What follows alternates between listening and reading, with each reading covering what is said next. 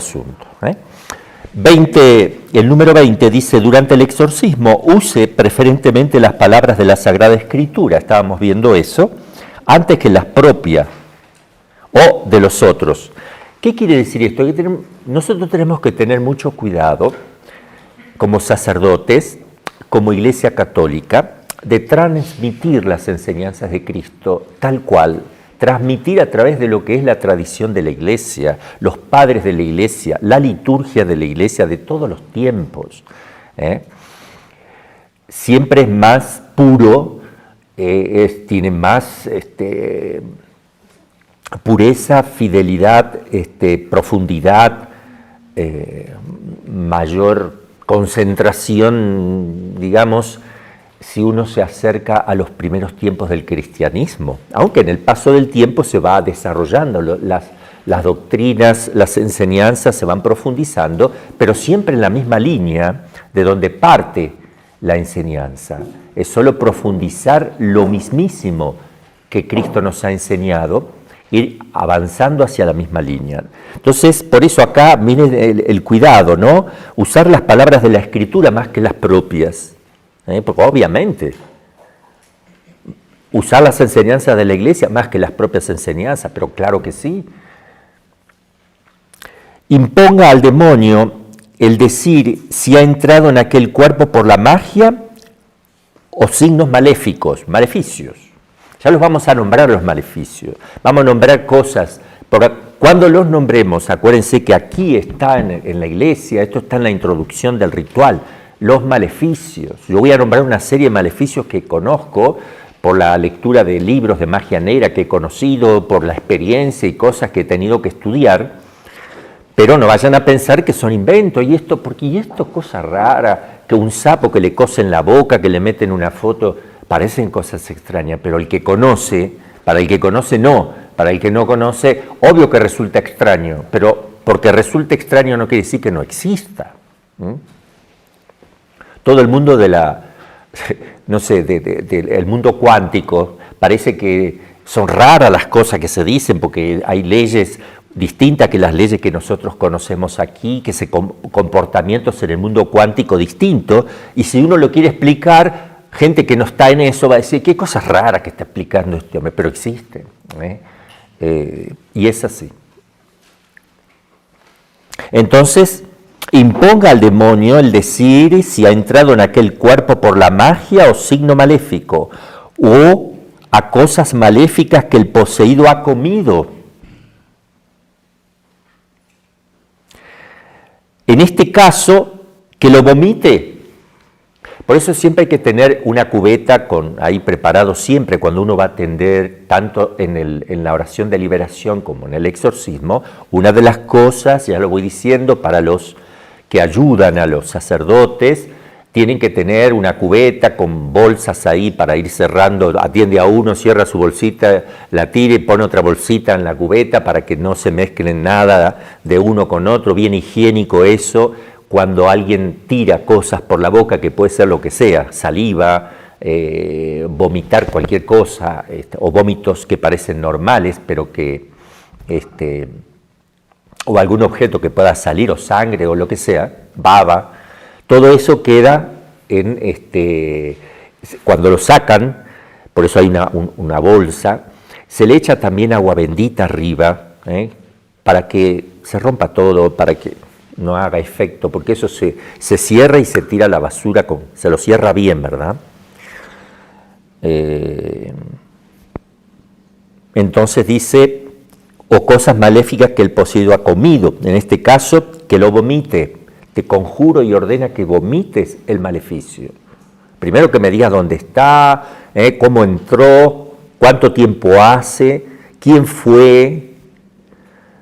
A veces puede ser un poseso, por lo general cuando habla el demonio casi que estamos hablando de poseso, más cuando mueve todo el cuerpo y es dueño de los movimientos y ahí es una posesión, toma posesión. En cambio, la vejación ya casi que no se manifiesta, que no habla, apenas puede hablar un poquito, alguna palabrita saldrá. Le llamamos vejación porque no tiene un dominio completo sobre toda la persona, pero en el caso de posesión puede ser que mientras está actuando el demonio, la persona sea inconsciente total, absolutamente inconsciente, de tal manera que no cree que lo que le está pasando y se sorprende que estén todo alrededor ahí sosteniendo. Entonces ahí conviene, cuando son primerizos, que no saben lo que les pasa, ellos solo ven que lo están teniendo, para que ellos vean y colaboren. Si uno ve que son flojos y no quieren creer, no quieren colaborar, uno puede hasta grabarle, escuchen lo que digo bien aquí, grabar una partecita para que después, cuando entra en sí mismo la persona, que el demonio se sale, se le puede decir, mira, te voy a mostrar para que luches, para que te ponga las pilas, porque estás rezando poco, lo que sea. Mira, esto eres tú cuando no sabes qué está pasando. Listo, lo borran completamente, no tiene que haber rastro alguno, no se muestran esas cosas, solo se le puede mostrar a esa persona si es que lo necesita, si es que vemos que lo va a necesitar, para ayudarle, porque el demonio es astuto, el demonio le puede decir, son todos unos mentirosos, tú estás loca, no estás posesa, entonces ellos creen que tú estás posesa, pero en realidad estás loca, le va a poner eso el demonio, es muy probable. ¿Para qué? Para que dejen de hacerle las oraciones, para que la persona no colabore, para que la persona no venga, etc. Entonces, en ese caso. Bien, y sigue, ordene que vomite. Si en cambio se ha servido de cosas externas a la persona, que diga dónde están enterrados, por ejemplo, dónde están las cosas que han hecho los maleficios. Y después de haberlas encontrado, quémese. Se las encuentra, se echa agua bendita, se reza, mientras está escarbando se va a buscarlo el maleficio, si es que se puede, si está al alcance, no hay que hacer malabarismos, no hay que romper, repito, todo una habitación, porque dice el demonio que ahí cuando no había piso, era todo de tierra, antes de construir la casa, abajo a 2 metros, entonces hay que romper toda la casa para poder sacar un maleficio, no. Tiene que ser razonable. Si no se puede, se rezará en el lugar, se hará algo, se celebrará la misa, se echará agua bendita en el lugar exacto, pero no se rompe la casa, no se tira todo. A no ser que la casa sea totalmente embrujada, que haya lo que se llama la infestación diabólica, donde se mueven las sillas, donde se abren las puertas, donde en ese caso... donde uno hace un exorcismo a la casa y no pasa nada, y vuelve a hacer otro y no pasa nada, y se ve que hay algo muy fuerte, porque si uno hace un exorcismo a la casa probablemente deje de hacer eso, pero si continúa, quiere decir que hay cosas muy fuertes, donde hasta en alguna circunstancia podría pedirse que se muden de la casa, se vayan y se compren otra casa, que la derriben o lo que sea. Porque obviamente es lo que van a querer hacer, porque ya no se puede vivir ahí. Obviamente que el sentido común va a indicar qué es lo que se tiene que hacer. Entonces pide la Iglesia que se quemen esas cosas. Esos no son todos inventos de sacerdotes, de laicos. Esto es así. Entonces se lo quema. Por lo general, cuando se queman estas cosas, pasan cosas extrañas. Yo soy testigo. O no se queman cosas que se tienen que quemar, o explotan, o sale un humo extraño, un olor totalmente espantoso, o cosas parecidas. No siempre. Podría pasar en algún caso. No sé, de 50 podría pasar 1, 2, 3, aunque son bastante seguidas, pero no quiere decir que siempre. Procúrese que el poseído revele al exorcista las tentaciones a las cuales es sujeto. Entonces, es importante que el exorcista o el que va a hacer oración de liberación le pregunte a la persona, dime, ¿qué cosas te pone en tu cabeza el demonio? Dilo todo. Y no sé, padre, me dice que usted es loco. Cuando yo lo miro a usted, el demonio me hace ver su cara como de tonto, o como cara de monstruo, lo que sea, desfigurada la cara del exorcista. ¿Para qué? Para que le dé miedo, para que pierda confianza. Eso también podría pasar. Todo lo que yo les digo, yo lo he vivido, ¿verdad? O lo he conocido de otros exorcistas, pero por lo general me han pasado todas. Entonces sí sé cómo es eso. Después, si después de poseído es liberado, ojo aquí también, no es que con un exorcismo se libera. Podría ser, pero no es así, necesariamente. Por lo general no. Podría ser en algún caso, con un solo exorcismo, listo. ¿Por qué? Y porque fue hace una semana que le hicieron la cuestión, no lleva mucho, y la persona está muy débil porque la persona tenía mucha vida de oración, era una persona que rápidamente reaccionó en su vida espiritual, o sea, se logró el objetivo por el cual Dios quiso, una conversión, lo que sea. Pero en otros casos puede durar mucho tiempo porque hay personas que no buscan la conversión, sino sacarse un problema de encima.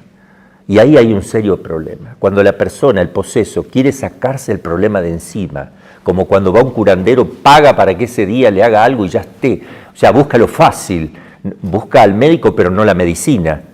Entonces el médico le dice toda una serie de cosas, un régimen de comida y a los 3 días ya no quiere seguir el régimen. Entonces, claro que hay que convertirse de corazón. No es solo repetir rosarios, ir a misa, confesar. ¿Y cada cuánto tengo que confesarme? Cada 15 días, 20, lo más seguido que se pueda, 15 semanalmente si puedes mejor, pero hay que ver si algún sacerdote hoy día te quiere confesar seguido, porque la verdad que también ahí hay un problema. Pero no es solo cumplir cosas, como el joven rico. Señor, desde joven he hecho todo. Cumplí con esto, cumplí con aquello, todo cumplidito. Pero le faltaba la forma, lo formal. Parece que era cumplimientos de cosas. Bueno, a ver, vende todo lo que tiene, dáselo a los pobres y ven, sígueme. Pues si cumples todo esto es lo más hermoso. Y no. Entonces significa que era un cumplimiento externo. No había un amor, porque si había amor, el amor no retrocede ante el amante. Ante la propuesta de la plenitud del amor, se abraza, no retrocede. Entonces es señal de que aquí faltaba el amor.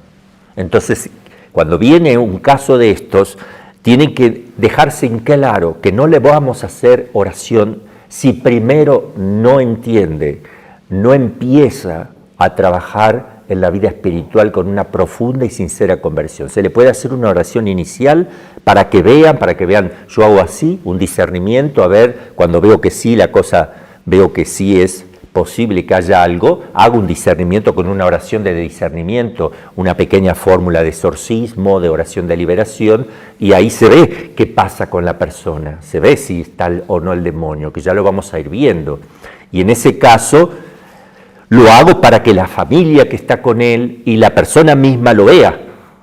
Y si la persona en el momento que está sucediendo pierde la conciencia y no tiene idea qué está pasando, hasta, les digo, yo grabaría la siguiente vez una partecita para que mostrárselo, decir, esta es tu situación. Ahora, yo no te voy a hacer oración si tú no tienes una disposición grande en tu corazón de comenzar con una nueva vida, de convertirte a Dios hasta la muerte, siempre. Porque si no, si tú me dices que sí, pero no es así, yo voy a hacer tu oración y tú vas a rezar y va a pasar tiempo y te vas a cansar y vas a abandonar todo, y lo cansas al sacerdote y le haces perder tiempo, ¿verdad? Porque no hay sincero propósito. Se le explica todo. No es que yo te haga un exorcismo y se va, como en el tiempo de Jesús. Jesús es Jesús, primero, Dios hombre, Mesías.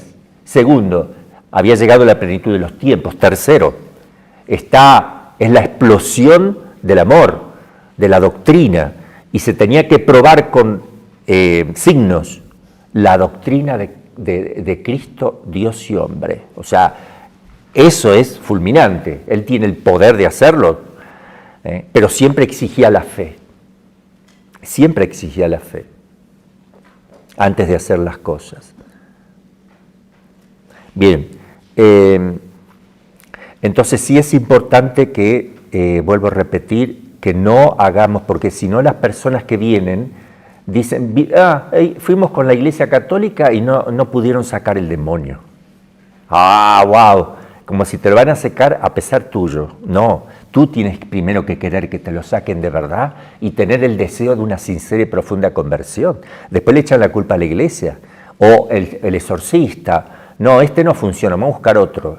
El más famoso por internet, a ver en qué encontramos. No, no es que tienes que buscar el más famoso, porque te lo puede hacer cualquiera que tenga delegación del obispo, porque es la iglesia. Cuando tiene delegación del obispo como exorcista, es la iglesia la que exorciza, sea cual sea el sacerdote.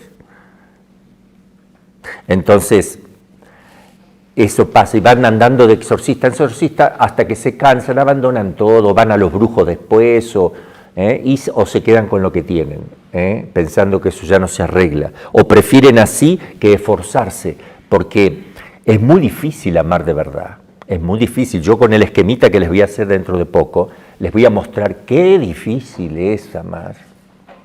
No es sentir lindo, no es sentir bonito, no es que yo estoy amando a Dios si tengo una serenidad en mi corazón, una paz, un gozo, miro una imagen y me enternece de Jesús, y enseguida yo lo asocio con que me voy a ir al cielo, con que soy bueno, con que tengo que tener mucho cuidado, porque bueno, estoy siendo consolado por Dios. Bendito sea Dios, gracias Dios mío por este consuelo que me estás dando. Pero el amor es lo contrario que eso que estás sintiendo, porque lo que estás sintiendo es sensible y es un placer que tú pasivamente estás recibiendo, ¿verdad? Que no está mal porque es algo espiritual, pero sensible. En cambio, cuando tú tienes que dar y te cuesta, tienes que poner amor, dicen, más amor. ¿Qué quiere decir? Morir más a ti mismo para hacer algo bueno, objetivo, sientas o no sientas. Más bien, a veces el amor más auténtico es aquel que menos se siente cuando lo estás haciendo. Es decir, levantarte todos los días a la hora que te tienes que levantar, cumplir fielmente lo que tienes que hacer todos los días sin quejarte. Eso es amor, aunque no sientas nada. Entonces, esto es muy importante para nosotros, pero también para enseñarle a la gente. Es que no siento a Dios. Me siento mal porque no siento a Dios. Estará enojado conmigo. No. Dios no se enoja contigo. Te ama profundamente, desea tu bien y te quiere con toda el alma. Es que necesita que tú hagas actos positivos en busca del amante, muriendo a tu yo y tus gustitos. Yo le suelo decir a la gente que cuando tú sientes bien en la oración, sientes consuelo hermoso, es porque te lo está dando Dios, pero Jesús, y se lo está privando Él. ¿Por qué se lo priva Él?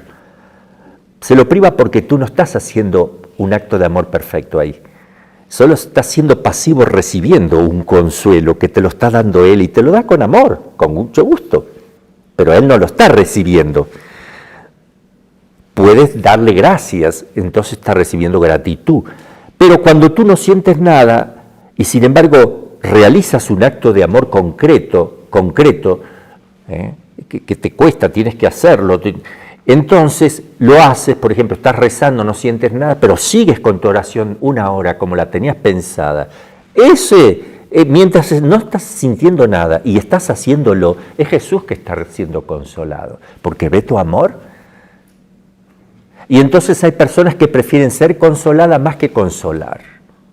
No solo al prójimo, acá principalmente hasta a Dios mismo. Cuando nosotros estamos creados para servir a Dios, amarle y consolarle y reparar también mis pecados y los de los demás.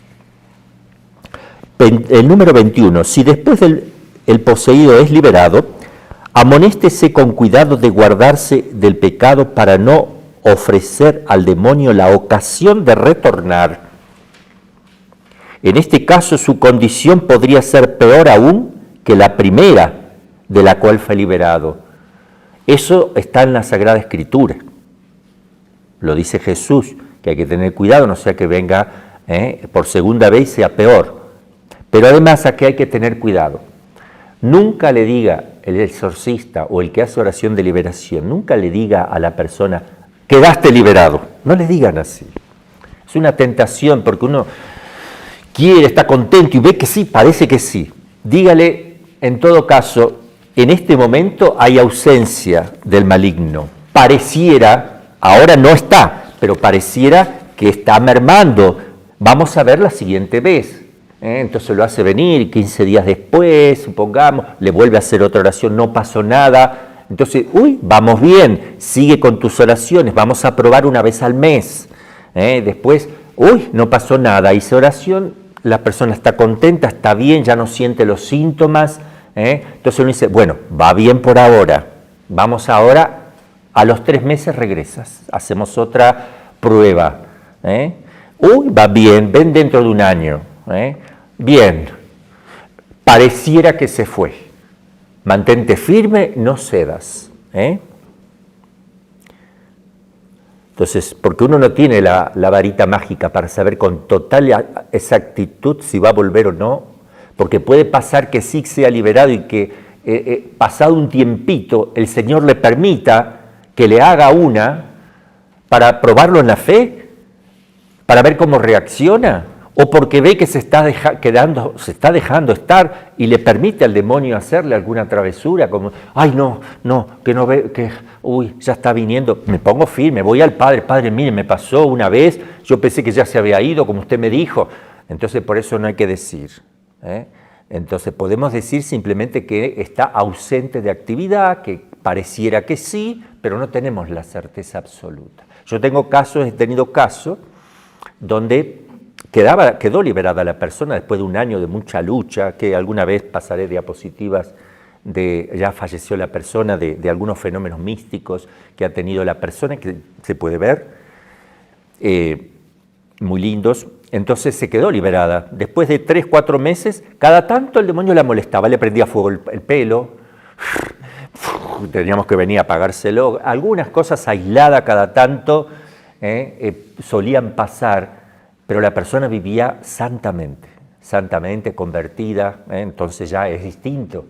Se cambió la cuestión, sacó una gran ventaja de una persona totalmente ignorante que no quería ni amaba a Dios ni le importaba, a ser una persona fervorosa, entregada, sacrificada. ¡Wow! Ahí está el fruto. Ese es el fruto, porque ni siquiera Cristo vino a pasarla bien en este mundo. No podemos pensar que si uno está bien la va a pasar bien, si uno está bien está listo para abrazar la cruz que el Señor ahora le vaya a poner. Le saca una, pero le pondrá otra. Eso también es importante.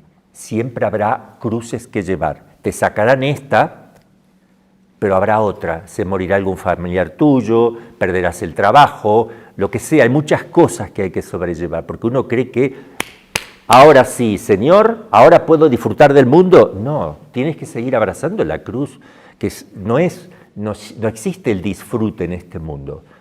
En el plan A que Dios hizo, sí, estábamos hechos para la felicidad inclusive en este mundo, pero el hombre pecó y a partir de ahí se trastocó todo, por tanto el plan A se falló. Ahora el plan B es que no te queda otra que abrazar el sufrimiento. Es el camino de la salvación del hombre y te lo muestra Cristo cuando viene a sufrir sin tener necesidad de hacerlo. Te muestra el camino porque Él es tu causa ejemplar. Él te muestra cómo se tienen que hacer las cosas y lo hace en un caso extremo como es la pasión de Cristo para que tú no te desanimes y no pienses que si te duele una muela ya es demasiado. Entonces cuando superes la pasión de Cristo puedes decirle a Cristo, Señor, podrías haber sufrido tú un poco más que yo, ¿verdad? No, es imposible.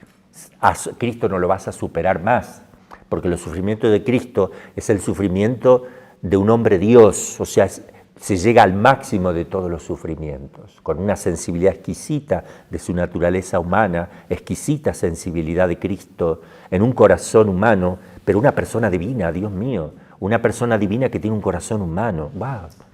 ¿Qué es eso? Sí.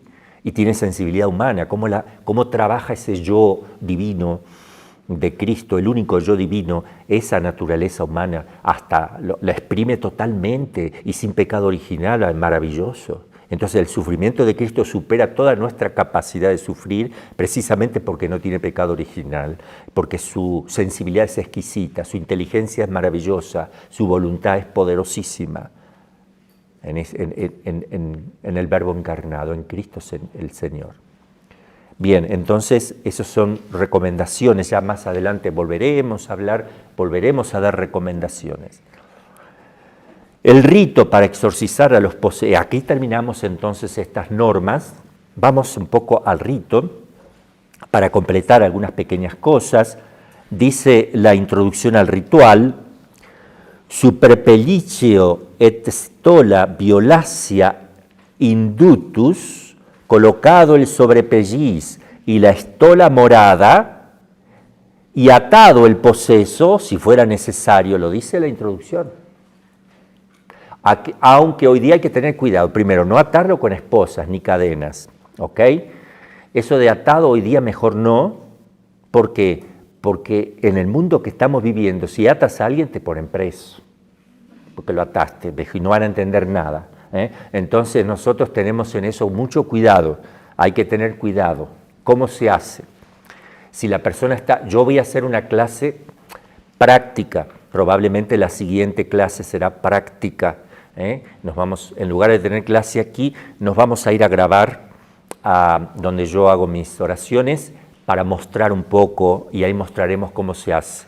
Se lo sienta la persona, se la sostiene, y si fuera necesario se la acuesta en una cama, se le pone una sábana arriba y con la misma sábana se le envuelve las manos, los pies se le envuelve así como si fuera una momia, entonces no se puede mover, y uno sostiene los pies con la sábana envuelta, entonces ya está atado.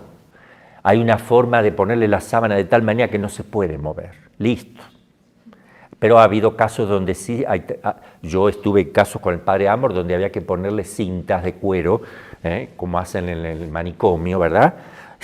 En las manos, en los pies y en el pecho, porque la persona hasta ha roto esas cosas y ha roto cadenas. O sea, hay casos raros, no es lo común, no es lo frecuente, pero puede pasar, que no hay que asustarse. Entonces dice que hay que colocarse el sobrepelliz y la estola. Yo no me coloco el sobrepelliz, tengo el hábito, me pongo la estola, porque el sobrepelliz es blanco y el que está acostumbrado a realizar muchos exorcismos uno tras de otro, termina sucio, escupido, cae por el piso, se ensucia todo, bueno. Son casos y casos, pero por lo menos que tenga un hábito. Póngase la sotana, o póngase un hábito, la estola, y si quieren también el sobrepelliz. Pero sepan que van a tener que tener varios para ir cambiando si es que se van a dedicar con frecuencia, así que tengan varios sobrepelliz preparados. Nosotros tenemos esto que muestro aquí, es fotocopia, la primera que hice, del ritual oficial de la diócesis de San Rafael, Argentina, que me dio el obispo cuando me nombró exorcista. Claro que los obispos tienen un libro, uno solo, de exorcismo, en la diócesis, deberían tenerlo, se lo entregan desde Roma, no es que se compran en las librerías, esto no se vende en las librerías. Entonces, como hay uno, hay que sacarle copia, porque el obispo sigue teniéndolo. Pero nosotros éramos 12 exorcistas, cada uno tenía una copia, y bueno, ayudábamos en distintas actividades. Entonces, esta es una copia del libro, en blanco y negro, Rituale Romanum, de exorcismis et supplicationibus quibustam, editio típica. Este es el nuevo ritual que sacó Juan Pablo II, con la introducción del cardenal Medina Esteve, prefecto de la Congregación para el Culto y Disciplina de los Sacramentos, del 22 de noviembre de 1998. ¿Cómo comienza? Para que tengamos una idea, están las introducciones que hemos leído, acá una por una, las introducciones, después algunas indicaciones también acerca del exorcista.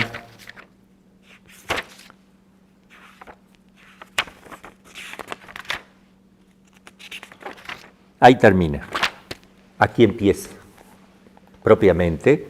¿Cómo empieza? Empieza con una oración que el sacerdote hace preparándose. Dice, exorcista, dicen secreto hanc orationem. Domine Jesu Christi, verbum Dei Patris, Deus universe creature, qui santis apostolis tuis potestatem dedisti, etc. Me gusta empezar con un Ave María, porque cuando hago oración de liberación no hago esto, entonces empiezo con un Ave María. Esto lo puede hacer solamente el sacerdote y lo debe hacer exorcista nombrado por el obispo, porque esto es la oración oficial de la Iglesia. Este nuevo ritual es oficial. Por tanto, solo lo puede hacer el que tenga delegación de palabra para un caso o escrito para todos en general.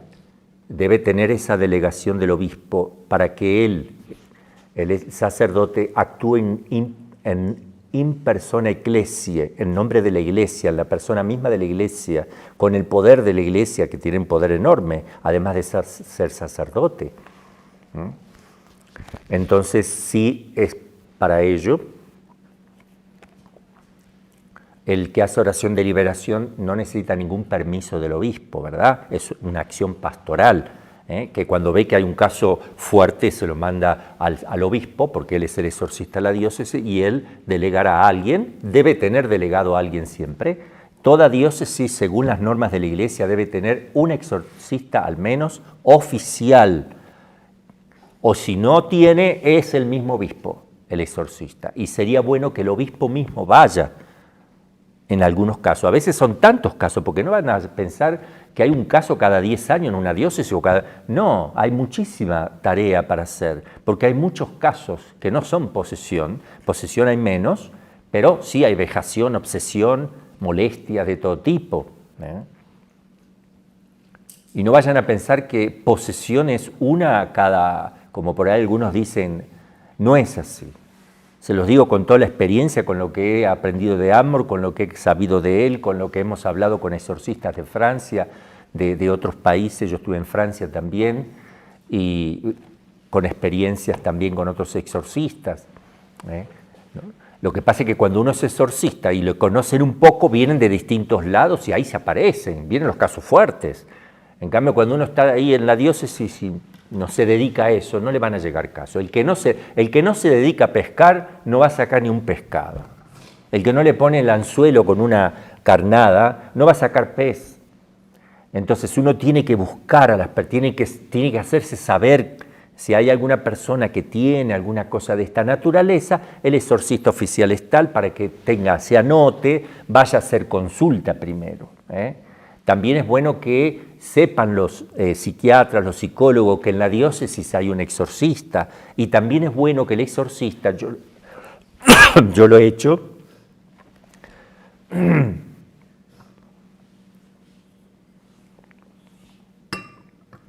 es bueno que el exorcista junte a los psiquiatras, psicólogos católicos y les dé clases de ¿qué? Primer lugar, de antropología filosófica y teológica. No, ahora estoy bien, madre. ¿Qué estaba diciendo? Clases de antropología y filosofía. Sí, clases de antropología filosófica, antropología teológica, porque no conocen un poco lo que vamos a hacer aquí si es que llegamos a tiempo, si no, será la otra clase. Y también darle el Tratado de las Pasiones de Santo Tomás de Aquino, muy importante también para conocer, complementar los temperamentos, puede ser los 4 temperamentos de Conrado Hock o algún otro que desarrolle los temperamentos de una forma más todavía subdividida, más precisa, más amplia, pero Conrado Hock es lo más básico, lo más elemental, más sencillito, aunque hay escritores que, como me decía el padre Héctor Ramírez, que hay escritores que tienen algunos desarrollos más expansivos, más en eso. Entonces, clase de eso, de catecismo de la Iglesia Católica, y explicarle un poco la pastoral y explicarle cómo se comporta, y que vayan a ver, yo hacía eso, que vayan los psiquiatras a ver un caso, para que ellos también empiecen a tener un punto diferente, empiezan a darse cuenta que, ahora entiendo, padre, entonces yo tengo 20 pacientes así. Bueno, no me los mande todos juntos. Pero pasa eso. Por eso uno tiene muchos casos. Ah, padre, yo tengo 20 que son más o menos, que tienen estos síntomas así y no me encuadraban a mí con ninguna enfermedad psiquiátrica. Le daba la medicación y no pasaba nada. Pero tienen estas cosas. Bueno, mándemelo y venga usted también. Vamos a hacer la oración y vemos. También los psicólogos, que aunque psicólogos hoy día con la formación espantosa que tienen, primero que no tienen filosofía realista, sino filosofía subjetivista, relativista, subjetivista, donde ven al hombre no como alma y cuerpo, no como un ser espiritual, no como un animal racional o un animal espiritual, sino que lo ven como un solo animal más desarrollado que los demás. Entonces nunca van a acertar. Tratan a las personas como si se manejaran por instintos, más que por la cabeza y la razón. ¿Okay? Entonces sí es importante un conocimiento antropológico correcto. Entonces se empieza con una oración. Luego, ¿qué se hace?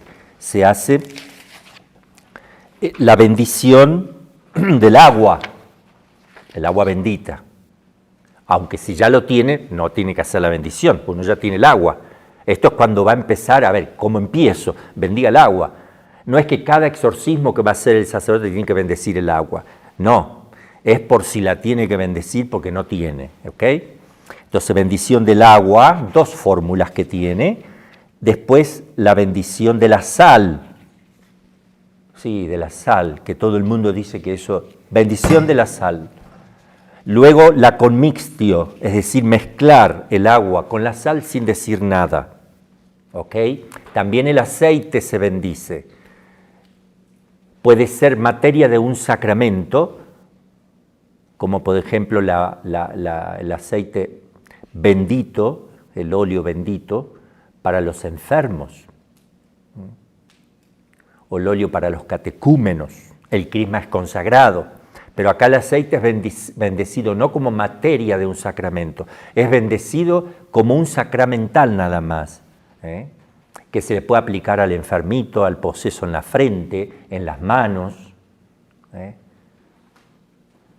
y se puede usar para otras cosas que ya llegará el momento tal vez, donde yo pueda decir cómo se puede usar el aceitito, la sal, de grano, gruesita de grano, y cómo se puede utilizar el agua correctamente, pero además otras formas de poder utilizar santamente o con principios realmente cristianos el agua. También lo diré en su debido momento. Luego vienen las letanías de los santos. Luego, una oración conclusiva. Luego se lee un salmo. Esto lo digo por si alguien alguna vez nunca vio que se hace. Se lee un salmo con su oración conclusiva que le hace el sacerdote. El salmo se lo puede pasar el sacerdote a un asistente que lea el salmo, pero la oración conclusiva la hace el sacerdote. Luego viene la lectura del Santo Evangelio, obviamente la hace el sacerdote. Luego viene la impositio manum, la imposición de las manos. Esto está indicado por la Iglesia. No es que alguien se dedique a imponer manos. Esto es un rito para los sacerdotes. ¿Y qué hace? Pone las 2 manos sobre la cabeza del poseso. ¿Y qué dice? Fiat misericordia tua domine super nos, cum admodum esperamus in te. Bien. Emite spiritu tu me creapunto, me renovavis facem terre. Kyrie eleison. La gente va respondiendo, Señor, ten piedad. Kyrie eleison, Kyrie eleison. Esto ei domine turri fortitudines a face nemici, Kyrie eleison. Nil proficias inimicus in eo et filius iniquitatis non apona nocereis, Kyrie eleison. No voy a traducir, pues se va a hacer, lo importante no es aquí que conozcamos la letra del ritual, solo el proceso, el mecanismo. La gente va repitiendo Kyrie eleison. Observemos este detalle, la Iglesia quiere que participe toda la gente que está allí ayudando. Ahí está claro, no es el exorcista solo. Entonces hay 5 invocaciones con la imposición de manos. 1, 2, 3, 4, 5. Después de eso se hace la renovación de las promesas bautismales. hermosísimo, muy importante para comenzar con esta actividad. Se renuevan las promesas bautismales con dos fórmulas, hay fórmulas distintas. Luego viene la oración dominical, el Padre Nuestro. Luego viene se toma la cruz y se dice, Ecce crucem Domine fugite partes adverse. Esta es la cruz del Señor, huyan los enemigos adversos. Persinium crucis de nimico libere te Deus noster. Por este signo de la cruz te libere el Señor Dios nuestro. Cruz Sancta sit tibi luz et vita. Cruz Santa, la Cruz Santa sea para ti luz y vida. Cualquiera de esas tres se hace. Y luego viene la insuflacio. El soplido, insuflacio, pedido por la Iglesia, que lo hace el obispo cuando hace la insuflacio sobre el crisma, cuando va a consagrar el crisma, sopla 3 veces, donde pide al Espíritu Santo que descienda sobre el sacramento, en la materia del sacramento de la confirmación, que se usa también para el bautismo, que es el crisma, y para la unción sacerdotal, donde se ungen las manos sacerdotales. Entonces dice, mientras hace la insuflación, obviamente que mientras está soplando no, sino que primero sopla, y luego dice, Spiritu oris tue repele, Espíritu Santo, que sales de mi boca, expulsa, Domine, maligno espíritu, a este espíritu del mal, impera eis ut recedan, quia propinquavit regnum tuum. Spiritu oris tue repele Domines maligno spiritus impera eis ut recedan, quia propinquavit regnum tuum. Y vuelve a hacer la insuflacio. Bien. Luego esa es la preparación, hasta ahí es la preparación. Luego viene fórmula deprecativa. Hay 2 fórmulas, una deprecativa, la otra es imperativa. Deprecativa, le pido a Dios que lo expulse. Imperativa, le ordeno, con el poder que la Iglesia me ha dado, se lo ordeno. Directamente. Luego viene la acción de gracia, se reza el Magnificat o el Benedictus. La conclusión, el Señor esté con ustedes, la bendición de Dios Todopoderoso. Esperemos que puedan dar la conclusión, porque a veces todas estas cosas, evidentemente, si uno está ahí 4 o 5 horas y no se va, dejará un grupo de laicos que sigan un poquito, porque el sacerdote tiene que hacer otras cosas hasta que se vaya, obviamente que no va a venir a darle la bendición final, ¿verdad? Entonces, esto está por si la cosa está muy de escritorio, digamos, está todo hecho por si se puede. Pero la práctica te dice que muchas veces estas cositas, vas a rezar el Magnificat, pero la vas a rezar cuando ves que salió. Porque si sigue estando ahí, no se va, no vas a rezar el Magnificat, porque está hecho para dar gracias porque se ha ido o se ha ausentado la presencia, al menos momentáneamente. Después viene otros salmos que pueden, auxiliares que pueden reemplazar al que habíamos leído, otras lecturas y otras oraciones deprecativa e imperativas también, 2 fórmulas más de cada una de ellas. Luego, ¿qué pone el ritual? Apéndice, dice, pone otras oraciones que se puede rezar para que recen en la casa, oración de liberación, para que rece el poseso y recen los familiares con el poseso cuando el sacerdote no está. Entonces, acá hay otras oraciones de exorcismos también para el sacerdote. Dice, suplicaciones que privatim adeveri possunt a fidelibus, que en privado puede el poseso y la gente rezar, incollucazione contra potestates tenebrarum, contra el demonio y las potestades infernal. Y ahí hay oraciones de liberación para que hagan en la casa, con una letanía también, son unas letanías, unas invocaciones a Cristo para que nos libere, a la Santísima Virgen, está en las otras letanías de los santos. En fin, la Iglesia te dice que hay que seguir orando en tu casa con oración de liberación y aquí te pone algunos ejemplos para que tú lo puedas hacer con el poseso en la casa. Luego yo tengo aquí, bueno, se me ha trenzado justamente ahora. Aquí tengo copias del ritual anterior, el llamado toledano, ¿verdad? El que se usaba antes del último. Entonces, esto yo lo rezaba porque yo existo antes del ritual nuevo. Yo soy del ritual antiguo porque no había otro. Después se pasó a este, pero como ya lo conozco de memoria, porque lo he hecho muchas veces, hay oraciones hermosísimas. También se pueden utilizar. El que tiene permiso para exorcizar puede también utilizar, si quiere, para variar el anterior, porque va a llegar un punto y dice, ¿ahora qué hago? Vuelvo a hacerlo porque no se va el demonio. Y lo hago una vez, lo hago 2 veces. A ver, vamos a variar un poco. Acá vamos a usar otras oraciones. También se puede usar como oración de liberación, sería, porque no es el oficial. ¿Qué pasa si una persona, un sacerdote, no tiene la delegación oficial del obispo? No debe hacer que es el oficial de la Iglesia en nombre de la Iglesia, porque está haciendo algo que no le compete. Pero el anterior, ya no es el oficial de la Iglesia. Entonces, ¿qué puede hacer el que hace oración de liberación? Puede sacar de aquí frases, oraciones del anterior, no hay ningún problema. No está haciendo exorcismos sin permiso del obispo. Esto se convierte en oración de liberación porque no es el ritual oficial, este es el oficial.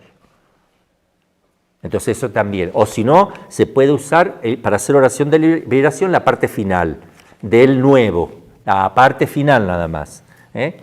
Entonces, para que lo hagan sin miedo en la oración de liberación, no hay problema. En cuanto al exorcismo de León XIII completo, que es muy lindo, muy poderoso, el sacerdote preguntará si lo puede hacer a una persona concreta. Si no tiene la delegación del obispo, Roma dice no. ¿Por qué? Porque está incluido en el nuevo casi todo en algunas partes. Entonces ya está casi metido aquí. Entonces no se use para hacer oración directamente al poseso. Pero si uno hace esta oración de León XIII a mucha gente, porque va a empezar un retiro, una misión, van a salir a misionar, entonces se hace una oración en general por un pueblo, por una comunidad, porque va a empezar un retiro, porque van a empezar una actividad muy linda, puede hacer esta oración sin ningún problema, porque no se la está haciendo a una persona individual, lo está haciendo a todos en general y siempre esto va a repercutir por el bien de toda la Iglesia en general. ¿Qué más? Yo me hice mi propio ritual de liberación con un poco la experiencia que uno tiene, ya algunas las compuse yo para que sean bien de liberación y no sean del ritual nuevo.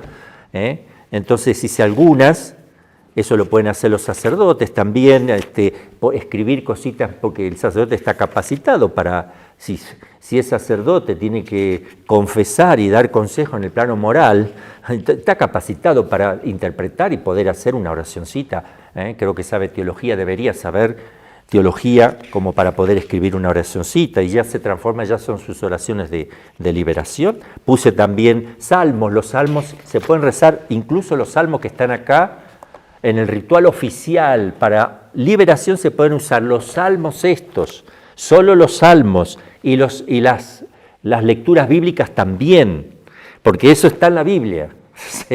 Si quieren van a la Biblia, si no quieren tocar, no es cuestión de no tocarlo, sino de no hacer las oraciones completas de aquí, especialmente la imperativa y deprecativa. También puede usar, si quiere, la letanía de los santos de acá, no hay problema porque solo está usando las letanías de los santos. Lo que no tiene que hacer es hacerlo completo, especialmente la fórmula deprecativa e imperativa en nombre de la Iglesia. Eso no. Bueno, ¿querías hacerme una pregunta? Fuerte, fuerte, porque así saben de qué se trata. Yo lo voy a repetir de todos modos. Hace un año, gracias a Dios, hicimos una misión ahí en Campeche y pasó con una señora, escupió, no sé si era un papel, no sé qué era, pero escupió algo. El punto es que no se quemaba. ¿Por qué? Porque no le puso agua bendita. Pero entonces yo le dije que lo pusiera agua bendita para que y después lo quemara. Bueno, yo no sé si lo hizo o no lo hizo. Entonces yo me quedé con la duda de qué pasa si no lo llega a quemar o si no llega a Mira, lo voy a repetir un poco para que estuviste misionando en una ciudad de México, para no tocar nombres propios, y se presentó una mujer que vomitó algo y salió como un papel, algo salió de su boca, lo quisieron quemar y no se quemaba, entonces tú le aconsejaron que le echen agua bendita y lo quemaran después. Me preguntas qué pasa si no lo queman. Y bueno, si no se quema no hay ningún problema. Con guantes siempre, con guantecito, porque eso también hay que tener cuidado. Y siempre rezando. Se lo puede romper. Si no se rompe, lo meten en una bolsita, le echan agua bendita, lo cierran bien, bien cerrado, lo meten en la basura, ¿qué va a hacer? O lo entierran y ya. O lo meten en la basura, ¿qué va a hacer? Hay que tirarlo. Pero ya está, hicimos todo lo que podíamos y estaba a nuestro alcance. ¿Está bien? Entonces, no sé si hay alguna pregunta, es el momento. Sí, a ver, allí Elías, no, Eva es antes que Elías, porque Eva, cronológicamente, después viene el profeta Elías. A ver, Eva, ¿qué me va a preguntar? Bueno, la pregunta me surgió en la clase pasada. Sí. Hablaba de cuando hay exorcismos muy difíciles, en los casos cuando una persona está fingiendo o que está tratando de imitar que es un poseso, hasta que se da cuenta, pues ya nos comentaba eso. Pero mi pregunta es que si a raíz de eso no puede ser vulnerable esa persona para que pueda el demonio tomar posesión de su cuerpo. Bien, el que juega con fuego se quema. Si la persona está jugando con cosas así de esa naturaleza, terminará con problemas serios, si ya no los está teniendo. Pero es un pecado gravísimo, una simulación de esta naturaleza, es un pecado gravísimo. Significa que la persona ya tiene problemas, ya no es normal. O puede ser histeria o bipolaridad o alguna cosa que, bueno, depende de cómo necesitamos la persona concreta para saber de qué se trata, pero podría ser perfectamente tener algún tipo de anomalía psíquica. A ver, Elías, profeta Elías. Respecto también a la clase pasada, comentó que el demonio puede simular enfermedades en familiares o en personas cercanas. Y mi pregunta era respecto a los laicos o incluso al mismo sacerdote, si hay algo que hacer para protegerse, porque supongo que el demonio los va también a atacar a los que están participando de manera... Sí, pues, ahí el sacerdote tiene que estar en gracia de Dios. Para mí, la estola puesta es una protección. Yo no me la saco.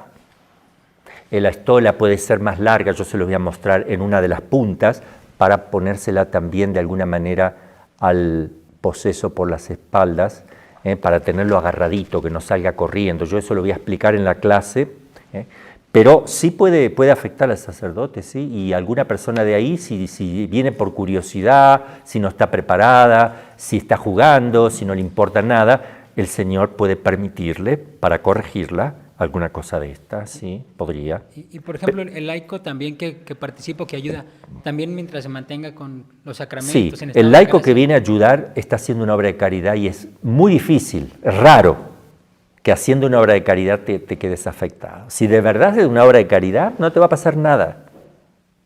Y no hay que tener miedo, absolutamente. Y si te pasa algo, ¿qué problema es? Esto no es un cáncer terminal. Son cosas que si Jesús quiere, Bendito sea Dios si Jesús lo permite, basta que uno haga todo bien. Uno tiene que ir en gracia, ir con ganas de practicar la caridad, no la curiosidad, ni mirar, ni ser aplaudido, ni tenerlo por un especialista en... No, eso no. Si uno va así, obviamente va a tener problemas, ¿no? Sí, gracias, padre. Otra pregunta allí. A ver, Es una pregunta más que todo para las personas que cometen hacen algunas actuaciones, perdón la redundancia, en cuanto a la liberación de los laicos. Por ejemplo, he visto en varias partes donde he estado que imponen mano los laicos al poseso y le ordenan al demonio que se vayan. Entonces estos grupos, algunos carismáticos, otros de otros carismas, de otros grupos, imponen manos y algunas personas han terminado enfermas. Por ejemplo, tengo un caso de un amigo que terminó enfermo por imponer manos a un poseso. Entonces, bueno, un laico debe imponer manos en una liberación. Bien. Gracias. La pregunta, no. La imposición manum es un gesto sacerdotal. Cuando digo sacerdotal hablo de obispos, sacerdotes, diáconos, porque se imponen las manos para ordenar un sacerdote, se imponen las manos para administrar los sacramentos, como la confirmación, como el bautismo, incluso la absolución, también hay que poner la mano. Es un gesto propio del sacerdote. El laico no debe imponer mano porque no tiene potestad jerárquica para hacer eso. ¿Una mamá y un papá pueden ponerle la manito en la cabeza a su hijito? Sí, como papá y como mamá, porque tienen poder natural. Y si están con el sacramento del matrimonio, tienen poder para hacerle la bendición a su hijito. Como papá y como mamá, bendecir a su hijo es bendecido. No es la bendición in persona Christi, esa es la diferencia. Es la bendición del papá y la mamá, que no tiene el sacerdote. El sacerdote no tiene esa bendición, pero tiene la in persona Christi. Supongamos que el sacerdote bendice el niñito, in persona Christi. El papá también lo bendice, es distinta. Porque es el único papá de ese único hijo. Y la mamá también. Y si están casados por iglesia, el sacramento del matrimonio, en virtud de ese sacramento, los padres tienen un poder no solo natural, sino espiritual sobre los hijos. Fíjense Adán y Eva, el tremendo daño que nos hicieron en el orden espiritual nuestros primeros padres. Entonces, sí tienen poder. Eso también hay que decir. Pero un laico que le ponga las manos a otro laico, ¿con qué potestad jerárquica lo está haciendo? Si ni siquiera le puede decir el obispo, te doy la potestad jerárquica sacerdote. No se lo puede dar tampoco, lo tiene que nombrar sacerdote, lo tiene que ordenar sacerdote. Bien, después también quería decir algo, la pastoral de exorcismo, el exorcismo, que es un sacramental, no se hace, no es un carisma, es un ministerio, no carisma. Es decir, no es exorcista el que tiene la capacidad o el don que Dios le dio de ser exorcista. No. El poder viene por un ministerio que se lo transfiere el obispo, que sí es exorcista desde el momento que lo ordenan en el 3er grado, porque así lo establece la Iglesia. La Iglesia puede establecer otra cosa, de decir, también el sacerdote a partir de ahora... La Iglesia establece y le da el poder al sacerdote, cualquier sacerdote, pero no lo hizo, se lo da al obispo nada más, y se lo da para que pueda a su vez delegarlo si él así lo considera. Bien, espero que eso también haya aclarado. A ver, hermanita. Yo tengo una pregunta, que si puede presentarse un muerto en una persona sin que se manifieste el demonio. Bueno, eso yo lo dije, ¿verdad?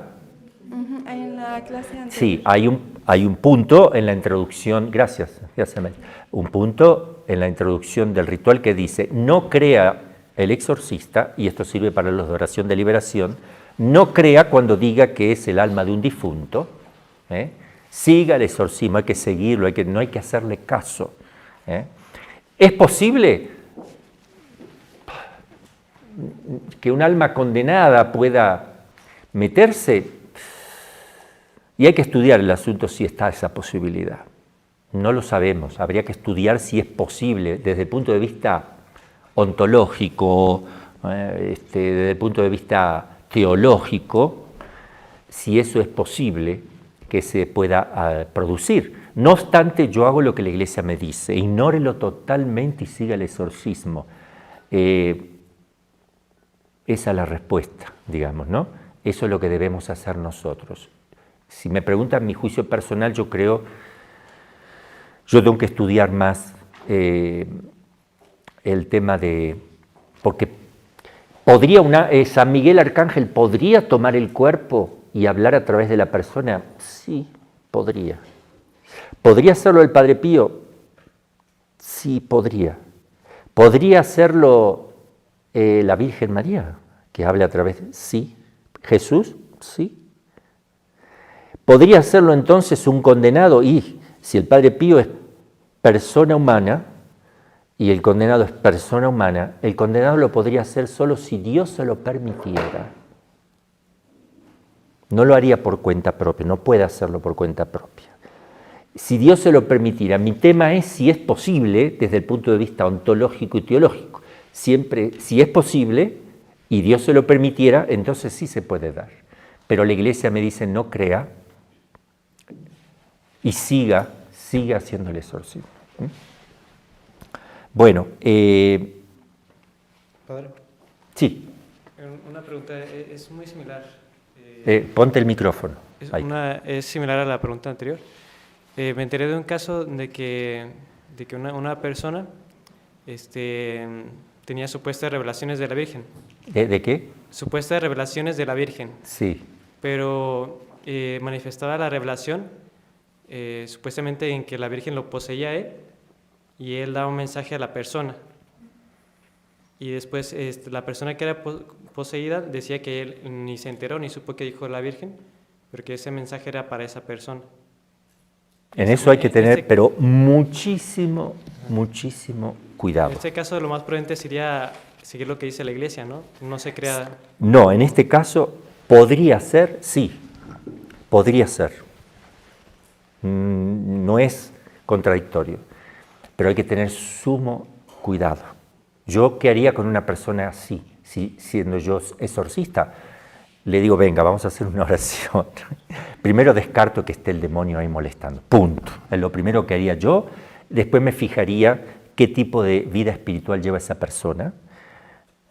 Luego me fijaría primero me fijaría el fenómeno, cómo se da. Después, ¿qué le dice?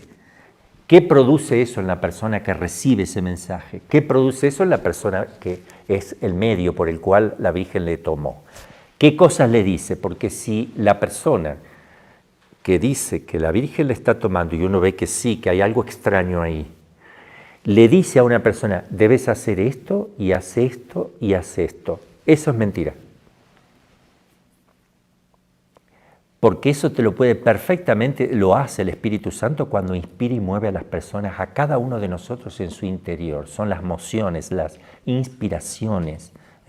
Ella no reemplaza al Espíritu Santo ni la acción de Dios en el alma de las personas, no reemplaza eso. En todo caso, podría hablar para decir que desea que hagan oración, que se rece más el rosario, que esto, que aquello, pero no da indicaciones prácticas de decir, bueno, tú deja la medicación que estás tomando, cambia de médico, tú te vas a sanar el año que viene, ¿sí? Esas cosas hay que tener más cuidado, esas tipo profecías y cosas así. Bueno, en fin, hay que analizar y evaluar, no estamos descartando esa posibilidad, solo estoy diciendo que hay que tener sumo cuidado. Hay que dar cuenta de eso a las autoridades eclesiásticas, al párroco y al obispo en todo caso, para que sean ellos los que disciernan y uno no creer hasta que no lo tenga, hasta que no pase por el discernimiento de un sacerdote o de un obispo. No creer a laicos así porque crean desastres dentro de la Iglesia y en las almas. Sí, hermanita. Volviendo a la pregunta anterior, lo que pasa es que en un caso particular resulta que se estaba haciendo una oración de liberación. Entonces, supuestamente en esos días había fallecido una persona y se le una de las personas que estaba haciendo oración de liberación, supuestamente como que no sé, se le manifestó, no sé, en la imaginación, no sé bien con exactitud, pero le hacía saber pues que necesitaba oración. Entonces resulta que otra de las personas que estaba haciendo esa oración de liberación empieza a llamar al nombre del difunto y a decirle que vaya hacia la luz y cosas así. Entonces no sé, a eso me refería, no sé si sea... No, esas son distractivas. Mire, si yo estoy haciendo una oración de liberación y está el demonio ahí o de exorcismo y pasan esas cosas, son cosas distractivas, son exactamente lo que la Iglesia no quiere que nosotros hagamos casos, porque nos va a marear. Nos va a crear un conflicto. Sigue tu oración y no hagas caso. Sigue tu oración. Hay que ver si es el difunto que está, si es un difunto o es el demonio que se hace pasar por un difunto. Porque puede usar la misma voz, puede decir todo lo que él sabe del difunto, que sabe mucho más que su propia mamá. ¿Ok? Que sus propios hijos. Mucho más sabe el demonio. Bien, entonces voy a continuar. Sí. Para aprovechar, en caso de que fueran laicos, que estuviesen haciendo, o sea, ese tipo de oraciones de liberación, en ellos hay algún efecto espiritual, o sea que les afecta espiritualmente al hacer eso. Si los laicos están haciendo eso sin autorización del párroco y del obispo, es temerario, que no conviene. Temerario, a no ser que sea su familiar, que sean la mamá, el papá y la familia está rezando por un hijo que está poseso y está haciendo oración de liberación en la casa porque se lo pidió el exorcista, eso no importa, no hay problema. Pero sobre todo hay problema cuando los laicos lo hacen en contra del párroco que no quiere que hagan eso, y más aún en contra del obispo, pero también del párroco, porque el párroco es autoridad. Entonces, si lo están haciendo en contra, entonces que se atengan a las consecuencias, porque ahí va a haber problemas serios, comunitarios. Ahí se les va a meter el demonio a ellos, les va a empezar a hacer problemas. ¿Por qué? Porque están al margen de la Iglesia. Entonces, eso hay que tener mucho cuidado. El laico se puede quedar tranquilo si tiene al párroco que los prepara y le dice, ¿pueden ustedes hacer oración de liberación? Se hace de esta manera, no se metan en esto, que ponga una persona prudente, que él lo vigile, lo controle, vaya estando cada tanto, va él, va viendo, etcétera. Si él hace ese trabajo, no hay ningún problema. Pueden hacer los laicos oración de liberación también, sin imponer las manos, sin dialogar con el demonio, como se sabe. Ninguno que haga oración de liberación simplemente tiene que ponerse a dialogar. Se le puede hacer alguna pregunta, en fin, muy básica. Si uno es exorcista o llevó mucha experiencia y está haciendo después oración de liberación, sí puede preguntarle lo que quiera, pues ya sabe, ya conoce qué puede preguntar, qué no puede preguntar, qué va a pasar acá. Distinto es una persona que ya tiene experiencia en el tema, entonces puede preguntar lo que crea necesario, que lo va a hacer bien. Bueno.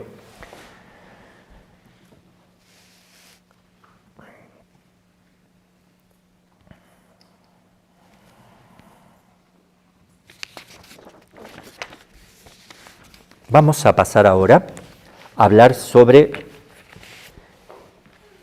la historia. Primero les voy a dar unas bibliografías para los que me están siguiendo por los medios, bibliografía para estos temas. Les voy a dar alguna bibliografía. Voy a nombrar primero los más conocidos. El padre Amor tiene 3 libros. Nuovi un exorcista racconta, ediciones, Roma, ediciones Deoniane, 1992. Novi racconti di un exorcista, nuevos relatos de un exorcista, también en la misma editorial. El padre Amor tiene también Exorcisti e psichiatri, exorcistas y psiquiatras, también de la misma editorial en Roma. Balducci, un teólogo que tiene muchas cosas muy positivas, tiene Los endemoniados hoy, un tomo, un manual muy grande, muy bueno, se lo puede aprovechar, editorial Marfil. También tiene La posesión diabólica, publicado en Bogotá, Colombia, 1994. Tiene otro, El diablo existe y se puede reconocer. El diavolo esiste, lo si può riconoscere, en italiano, ediciones PM, también en Bogotá, ediciones Paulinas. Con Balducci hago la aclaración que ya creo que he dicho. Nunca él hizo un exorcista, ni vio un caso. Él lo dice, lo escuché en televisión, en Roma. Él solo es teórico, solo es estudioso. Por eso hay que tener cuidado cuando dice cosas prácticas, porque si no tiene experiencia, las cosas prácticas no resultan. Eso primero. Él aconseja ir a brujos. Si uno tiene algo de un brujo, que vaya a otro, que vaya, si uno de magia negra le hizo algo, que vaya a uno de magia blanca que se lo quite. No se puede ir a un brujo, sea blanco sea negro, el color no diferencia al brujo, porque es un accidente, el accidente no cambia la sustancia, sigue siendo un brujo. Se lo digo porque estoy dando metafísica para los que están presentes. Sigue siendo un brujo. Sea blanco o negro, siempre es una mesa. La misma mesa puede ser de distinto color, uno lo va pintando, siempre. Y después toma a la parapsicología como una ciencia legítima y por ende toma los fenómenos paranormales como ciencia y como científico. Eso también es un gravísimo error, un principio que él pone, del cual va deduciendo un montón de cosas falsas. Entonces todo lo que esté referido, todo lo que él menciona en cuanto a la parapsicología, a los fenómenos paranormales, todo eso no hay que hacerle caso. Él parte como si la parapsicología fuera una ciencia propiamente dicha. Y ahí es que vinieron muchas confusiones en la Iglesia, muchas, porque él es un estudioso serio, sin embargo, en este punto le erró, por no averiguar, por no cerciorarse en el plano natural, simplemente en el plano natural, que esa ciencia no es ciencia propiamente. No tiene conclusiones ciertas partiendo de sus propios principios. También Museo Cristiane, León, Presencia de Satanás en el mundo moderno, Buenos Aires, 1962, Dictionnaire de Théologie Catholique, que tiene muchas cosas, famoso diccionario, Fortea, José Antonio, Suma Demoníaca, tiene cosas muy, muy buenas, algunos puntitos, muy poquitos, 2 o 3, que yo no comparto, que no son de gravedad, digamos. Y algunos que sí, que él lo he conversado con él en Roma, creo, con él hemos estado conversando, que me debe estar escuchando en este curso. Así que sí, son puntos de vista, digamos, ¿no? También hay otro de Monseñor Cristiane, Presencia de Satanás en el mundo moderno, pero está en francés, Présence du Satan dans le monde moderne, París. Después La Pisière, el mundo invisible. Otro que es muy bueno es Peter Dorf. Traducción